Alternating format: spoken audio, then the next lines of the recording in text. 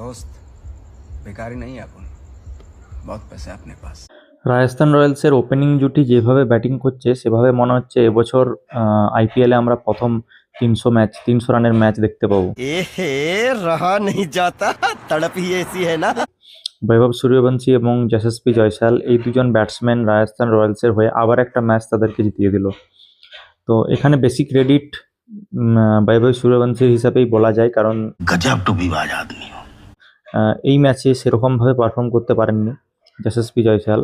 অন্যান্য টিমরা যেখানে বড় বড় নামের পেছনে দৌড়াচ্ছে, সেখানে রাজস্থান রয়্যালস এবছর দুজন ইয়াংস্টারের উপরে ভরসা করে তাদের প্রথম 4টে ম্যাচ এই টুর্নামেন্টে জিতে গেছে। गजब बेइज्जती है।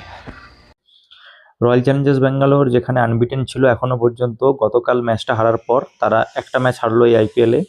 রাজস্থান রয়্যালসের ওপেনিং পার্টনারশিপ দুর্দান্ত, 4টে ম্যাচ তারা ওপেনিং পার্টনারশিপের দৌলতেই জিতেছে, বা যেটা আমাদের ওয়ান ডাউন ব্যাটসম্যান ধ্রুব জুরেল তিনিও ভালো খেলছেন, সেই জন্য এই ম্যাচটা জিতেছে। তো এছাড়া রাজস্থান রয়্যালসের মিডিল অর্ডার এখনো পর্যন্ত সেভাবে টেস্ট হয়নি, বাট দেখে যেটা মনে হচ্ছে যদি কোনো ম্যাচে ওপেনিং পার্টনারশিপ না চলে রাজস্থান রয়্যালসের, তাহলে অবশ্যই তারা অনেক বিপদে পড়বেন, কারণ মিডিল অর্ডারে কেউই সেরকম ভালো ফর্মে নেই। ये मुंह से सुपारी निकाल के बात कर रहे हैं।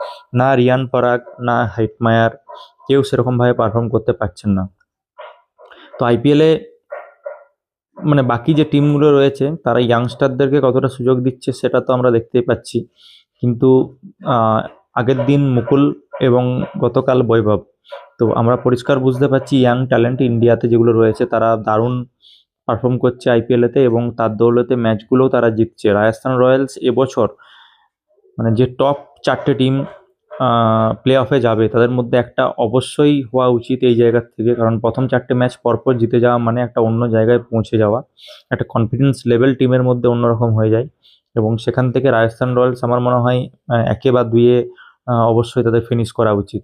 অন্যদিকে রয়্যাল চ্যালেঞ্জার্স ব্যাঙ্গালোর অবশ্যই টিমের ব্যালেন্স দুর্দান্ত, বোলিং লাইন আপ দুর্দান্ত, কিন্তু জস হেজেলউডকে যেভাবে মারছিল বৈভব সূর্যবংশী, সেটা দেখে মনে হচ্ছে মানে এত একটা বুদ্ধিমান বোলার জস হেজেলউড, যিনি কিনা মানে আমার মনে হয় গ্লেন ম্যাকগ্রা যেরকম ছিলেন অস্ট্রেলিয়া, সেরকম টাইপের বোলার, মানে তিনি ব্যাটসম্যানের দুর্বলতাকে খুঁজে সেই জায়গায় বলটা করেন।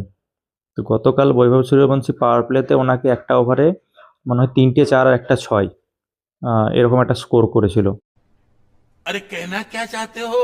তো সেই জায়গার থেকে মানে ইয়াং ট্যালেন্টসদের সত্যিই মানে বলতেই হচ্ছে যে ইন্ডিয়াতে ইয়াং ট্যালেন্টস প্রচুর মানে দিন দিন বেড়ে যাচ্ছে। লাস্ট ইয়ার রাজস্থান রয়্যালসের যে প্রবলেমটা হচ্ছিল, ধ্রুব জুরেল প্রত্যেকটা ম্যাচেই প্রায় অলমোস্ট অনেকগুলো ম্যাচ এরকম হয়েছিল যেখানে তিনি লাস্ট পর্যন্ত ছিলেন কিন্তু ম্যাচটা ফিনিশ করতে পারেননি, মানে অনেক ক্লোজ ম্যাচ তারা হেরে গেছিলো।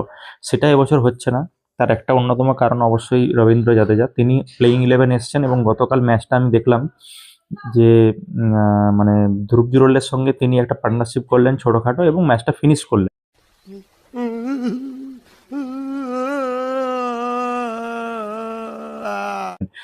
ওয়ান ডাউন যখন বৈভব সূর্যবংশী পড়ে গেল তখন কিন্তু ম্যাচটার মধ্যে একটুকু টান টান উত্তেজনা চলে এসেছিল, যেখানেতে কুইকলি হেটমায়ার এবং তার সাথে রিয়াং পরাগের উইকেটটা যখন হারিয়ে ফেলেছিল তখন তারা একটু চাপে পড়েছিল, কিন্তু সেখান থেকে একটা এক্সপিরিয়েন্স রবীন্দ্র জাদেজা ম্যাচটাকে বের করে নিয়ে গেল, যেটা মানে গত বছর এখনো পর্যন্ত রাজস্থান রয়্যালস মানে মিস করছিল, সেটা এবছর মানে ধ্রুব জুরেলের সঙ্গে একজন কেউ সাথ দিচ্ছে যাতে করে ম্যাচটা বেরিয়ে আসতে পারে।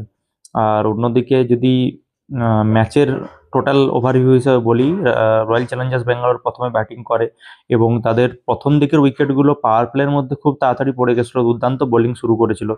এই যে পিচ, যেটা গুয়াহাটির পিচ, মানে রাজস্থান রয়্যালসের হোম গ্রাউন্ড, এটা জেনারেলি স্লো টার্নার পিচ, মানে এখানেতে রান বেশি হয় না, জেনারেলি 165, 70, 180 এর মধ্যে রান থাকে, এবং স্পিনাররা অনেকটা হেল্পফুল, মানে স্লো টার্নার পিচ। তো সেখানে দাঁড়িয়ে প্রথমে ব্যাটিং করে রয়্যাল চ্যালেঞ্জার্স ব্যাঙ্গালোর মানে তাদের ক্যাপ্টেন রজত পাটিদারের জন্য 200-র উপরে রানটা করেছিল, যেটা একটা সময় মনে হচ্ছিল অনেকটা রান, কিন্তু রাজস্থান রয়্যালস ওপেনিং পার্টনারশিপ বৈভব সূর্যবংশী যেভাবে ব্যাটিং করলো, সেখান থেকে দাঁড়িয়ে এই ম্যাচটা মানে ওয়ান সাইডেড হয়ে গেছিলো অনেকটা। তো দেখা যাক রাজস্থান তাদের পরবর্তী ম্যাচগুলো কীরকমভাবে পারফর্ম করে।